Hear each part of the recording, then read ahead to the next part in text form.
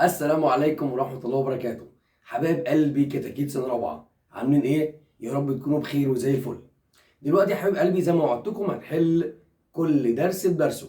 دلوقتي هنحل الدرس الأول عندنا وهو توزيع السكان وخصائصهم. جهز كتابك يا بطل، وهنحل أسئلة كتاب المدرسة الأول وبعد كده نحل كتاب سلاح التلميذ. جهز كتابك وابدأ معايا يا بطل. نسمي الله يا حبيب قلبي ونبدأ السؤال الأول. أول سؤال بيقول لي أكمل العبارات الآتية بما يناسبها من كلمات. بيقول رقم واحد: يقل عدد السكان بمصر في محافظات مثل نقط ونقط. عندي 5 محافظات بيقل فيهم السكان. الخمسة هي عندنا شمال سيناء، جنوب سيناء، البحر الأحمر، الوادي الجديد، مرسى مطروح. اكتب أي 2 أنت عايزهم من ال5، وليكن عندنا شمال سيناء وجنوب سيناء. السؤال اللي بعده بيقول لي التركيب السكاني هو تصنيف السكان حسب. التركيب السكاني ده انا بصنف السكان حسب ايه؟ قال لي يا مستر حسب النوع او العمر. سؤال رقم 3: تختلف المهن بمصر من محافظة لأخرى. المهن الوظائف بتختلف في مصر حسب ايه؟ نقول له حسب النشاط الاقتصادي. السؤال اللي بعده يا كتاكيت: تختلف نسبة الذكور عن الإناث في بعض المحافظات المصرية. يعني نسبة الذكور ممكن تبقى زيادة أو تقل في المحافظات المصرية بسبب ليه ممكن الذكور تبقى أكتر من الإناث أو الإناث ممكن تبقى أكتر من الذكور؟ أقول له بسبب الهجرة الداخلية. السؤال اللي بعده: أجب على الأسئلة المطلوبة في إطار الصورة المقابلة. مديني صورة قدامي كلمة سوهاج بالعربي وبالإنجليش واللوجو بتاع محافظة سوهاج. بيقول لي تعتبر هذه المحافظة وفق عدد السكان من المحافظات نقط. هل هي مزدحمة ولا هل هي قليلة ولا هي متوسطة؟ أقول له سوهاج هي محافظة متوسطة السكان. 2: تتمثل الحرفة الرئيسية لسكان هذه المحافظة حرفة. الحرفة الرئيسية الشغلانة اللي بيشتغلوها سكان محافظة سوهاج هي حرفة الزراعة. 3: يتركز سكان هذه المحافظة في نقط. هم السكان اللي بيقعدوا فين؟ اللي بيقعدوا في القرى. اللي بعده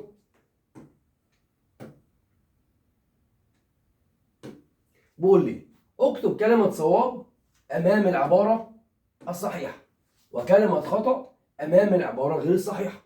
رقم 1: تمثل فئة كبار السن الفئة العمرية الغالبة لسكان مصر. يعني فئة كبار السن دول هم أكتر فئة في مصر، هم أكتر عدد من السكان. أقول له لا، غلط، فئة الشباب هي أكبر فئة. 2: يختلف عدد السكان بين المحافظات المصرية. يعني مش كل السكان يا مستر عددهم واحد في كل المحافظات، يبقى العبارة صحيحة. عندنا سكان قلنا مزدحمة، عندنا محافظات مزدحمة، عندنا محافظات متوسطة، عندنا محافظات قليلة. السؤال اللي بعده: يعمل سكان القاهرة في الزراعة والرعي.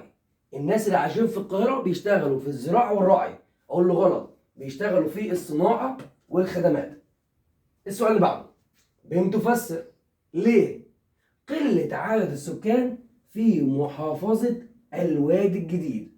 هو ليه السكان قليلين قوي لما اروح محافظة الوادي الجديد؟ طب محافظة الوادي الجديد دي خدتها يا مستر ان هي محافظة صحراوية، واحنا ما ينفعش نقعد في الصحراء.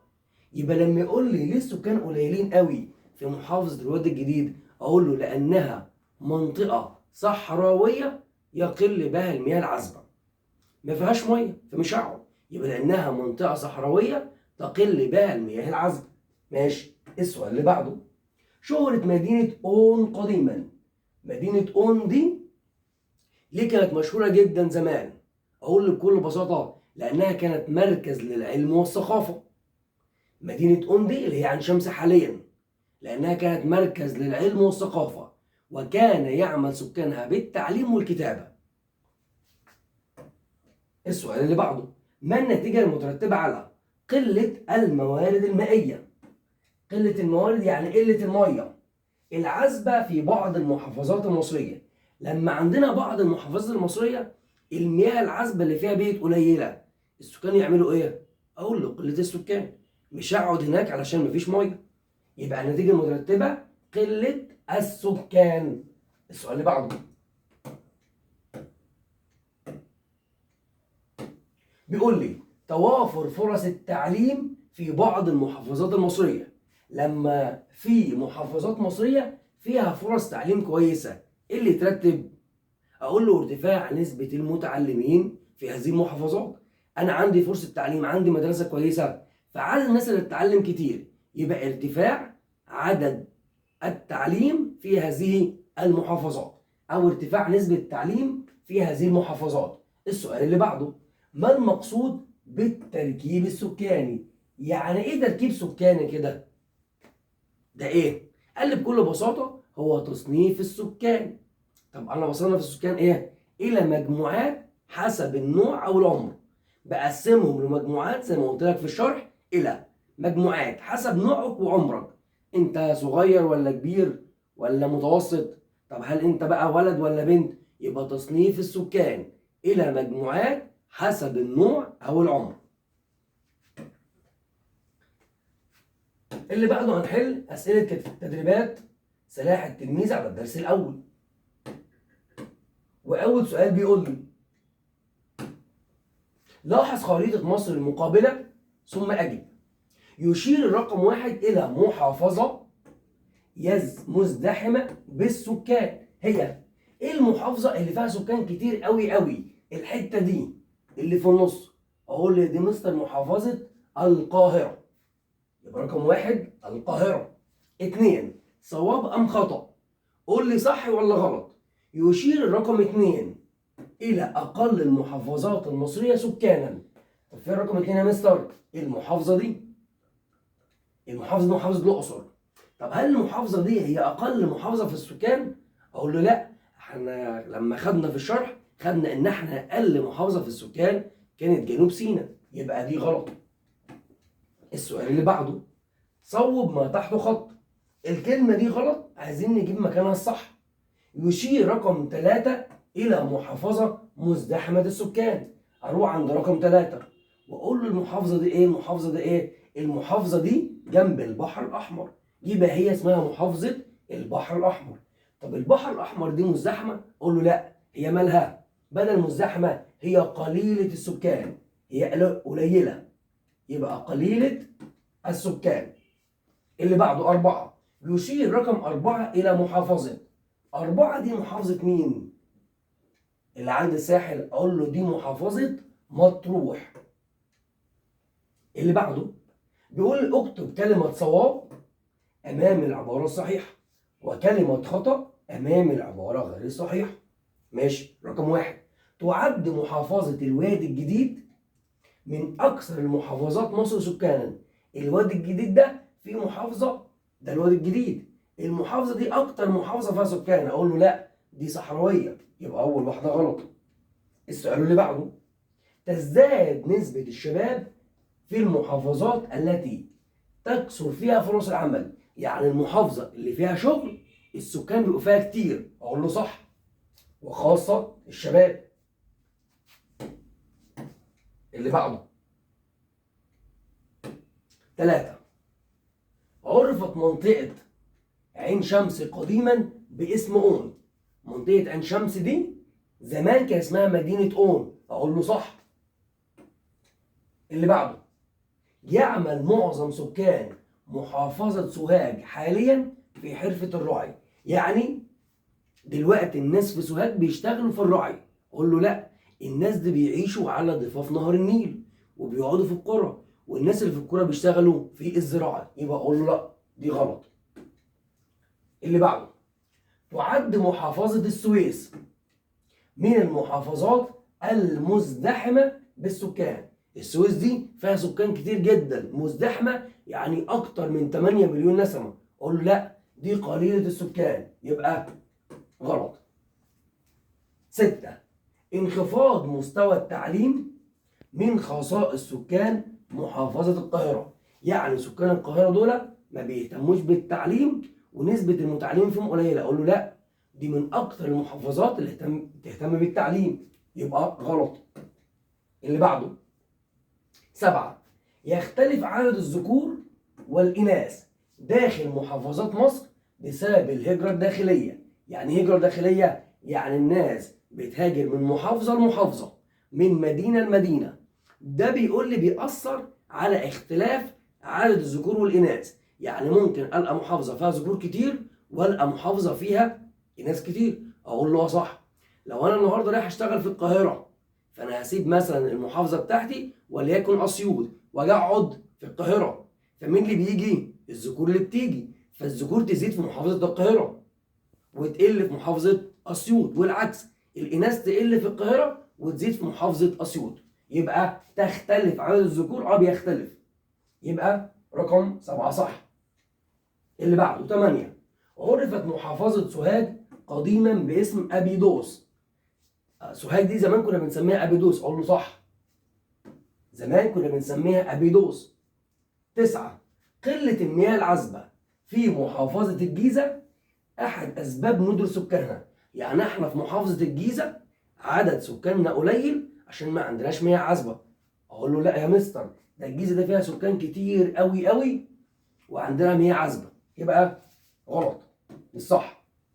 9 غلط. اللي بعده الاحترام والتقدير حق لكل مهنة من المهن. لازم احترم كل مهنة، كل شغلانة. اقول له صح، لان لكل مهنة اهميتها. 11. ينقسم السكان في محافظات مصر حسب العمر الى ذكور واناث.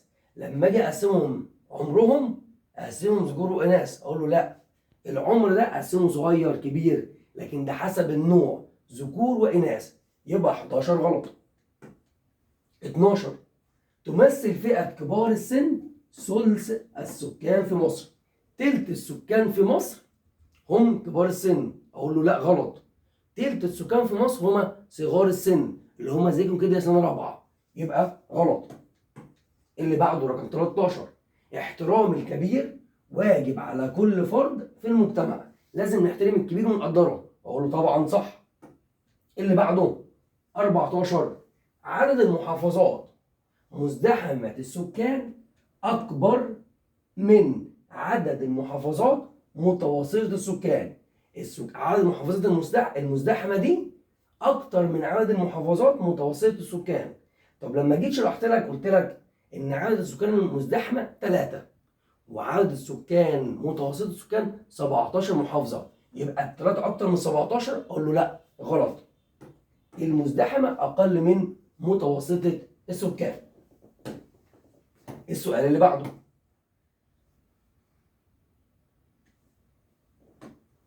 بيقول لي اختر الإجابة الصحيحة مما بين القوسين. إحدى المحافظات المزدحمة بالسكان، محافظة مزدحمة بالسكان، هي البحيرة، الجيزة، الدقهلية، سوهاج.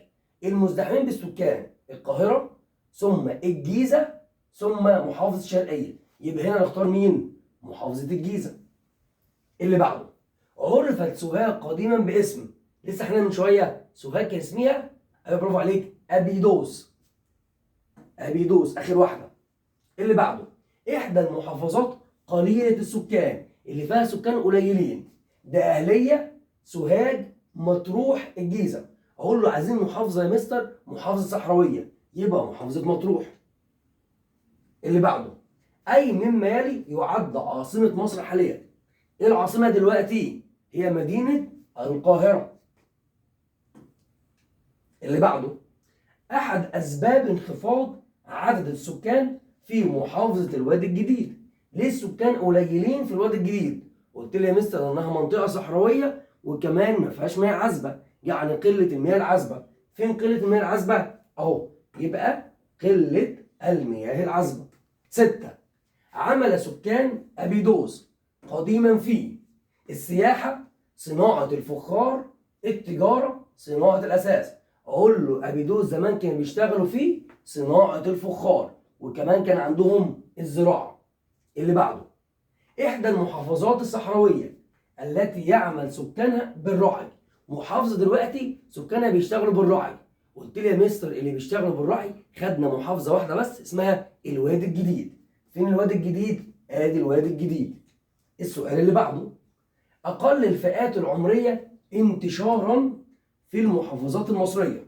اقل فئه عندي 3 فئات، فئه صغار السن وفئه الشباب، وكمان عندنا جد وتيتا كبار السن. اقل ناس فيهم هم كبار السن. اول واحده. السؤال اللي بعده، اي المناطق التاليه عرفت قديما بانها مركز مهم للعلم والثقافه، اللي فيها علم وثقافه؟ هل هي مصر القديمه ولا منطقه عابدين ولا عين شمس ولا الفسطاط؟ اقول له هي عين شمس. عرفت بالعلم والثقافه، اللي كان زمان قوي قوي كان اسمها مدينه اون. اللي بعده 10، يتركز او يزيد تركز السكان في محافظه. يعني ايه المحافظه اللي فيها سكان كتير قوي؟ قلت لك كلمه تركز يعني سكان كتير قوي قوي. القاهره، شمال سيناء، مطروح، جنوب سيناء، هي طبعا مدينه القاهره. اكتر من 8 مليون بني ادم. السؤال اللي بعده،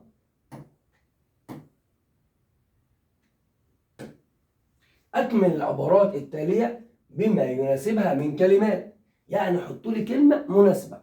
اقول له ماشي. رقم 1، يؤدي توافر فرص العمل في المحافظات المصرية لزيادة أعداد فئة نقط. لما يبقى عندي فرصة عمل، ده بيزود فئة مين؟ بيزود فئة صغار السن ولا بيزود فئة كبار السن ولا يزود فئة الشباب عشان بيشتغلوا؟ يقول لي بيزود فئة الشباب عشان يلقوا فرصة عمل ويشتغل. السؤال اللي بعده، تتركز الوزارات والمصالح الحكومية المصرية في محافظة. أقول لي يا مستر الوزارات بيقعدوا في العاصمة، والعاصمة حاليا دلوقتي هي مدينة القاهرة. يبقى رقم 2 الإجابة القاهرة. 3، عرفت منطقة عين شمس بالقاهرة قديما باسم مين؟ لسه قايلها لك، باسم أون. أون. السؤال اللي بعده 4، يتركز معظم سكان سوهاج على ضفاف. ضفاف يعني على جانبي. هم على جانبي مين؟ على ضفاف نهر النيل عشان بيشتغلوا في الزراعة. 5، تزداد نسبة الأطفال في بعض المحافظات بسبب كثرة. ليه بعض المحافظات الأطفال كتير قوي قوي قوي؟ قال لي بسبب كثرة الإنجاب. سكانها بيخلفوا كتير، يبقى كثرة الإنجاب. اللي بعده 6، يعمل سكان الوادي الجديد في الزراعة ونقط. قلت لك محافظة صحراوية فبيشتغلوا جزء منهم بالزراعة مش كلهم، وجزء منهم في الرعي. يبقى 6 الرعي. 7، يقل عدد السكان في محافظة الوادي الجديد بسبب قلة ما عندهمش ايه؟ ما عندهمش مياه عذبة، يبقى قلة المياه العذبة. 8، ترتفع نسبة المتعلمين. الناس المتعلمين عددهم كبير قوي في محافظة القاهرة بسبب اهتمام الأسر بالنقط. أقول نسبة متعلمين كتير عشان الأسر بتهتم بالتعليم. 9، الفئة العمرية الأقل نسبة في مصر. مين أقل فئة؟ صغار سن، الشباب، كبار السن. يعني ناس مثلا في بيتنا عدد القليلين مين؟ صغار السن، أنا وإخواتي ولا بابا وماما ولا جد وتيتا؟ تقول لي يا مستر بقى مين؟ أنا جده مات بس فاضل لنا تيتا. يبقى أقل ناس عندنا في مصر هم كبار السن. السؤال اللي بعده رقم 10، بيقول لي عاصمة مصر هي محافظة، قلناها كتير قوي قوي، هي محافظة القاهرة. 11، عمل سكان أبيدوس بصناعة. الناس اللي كانت بتصنع إيه؟ قال لي صناعة الفخار. اللي بعده السؤال الخامس، صوب ما تحته خط فيما يلي. أدت قلة المياه العذبة إلى قلة عدد السكان في محافظة مين؟ قال لي قلة السكان في بعض المحافظات بسبب ندرة المياه هي محافظة الوادي الجديد مش كفر الشيخ. يبقى الوادي الجديد بدل كفر الشيخ. اللي بعده، كثرة الإنجاب تؤدي إلى ارتفاع نسبة بدل إناث. أقول له صغار السن. لما نخلف كتير بنخلف صغار السن. اللي بعده 3، يعمل معظم سكان محافظة القاهرة في النشاط الزراعي والرعي. بتوع القاهرة بيشتغلوا في الزراعة والرعي؟ أقول له لا، بيشتغلوا في النشاط الصناعي والخدمات، في الصناعة والخدمات. السؤال اللي بعده، أعلى محافظات مصر سكانا هي طبعا محافظة القاهرة لأنها العاصمة. طب الجيزة يا مستر فيها سكان كتير؟ هي الجيزة في المركز الثاني مش الأول. أول وأعلى محافظة القاهرة، لكن اللي بعدها المركز الثاني هي الجيزة. اللي بعده، يعمل معظم سكان محافظة سوهاج في نشاط طبعا بيشتغلوا في الزراعة. 6. رعاية ذوي الاحتياجات الخاصة، الناس اللي عندها ذوي احتياجات خاصة. بيقول لي فضل نقدمه لهم، لما نرعاهم ونحترمهم ده فضل مننا. اقول لا، مش فضل مننا، ده واجب، بدل كلمة فضل ده واجب نقدمه لهم. 7. تعيش النسبة الأكبر من سكان محافظة سوهاج في المدن، طبعا بتعيش في القرى بدل المدن.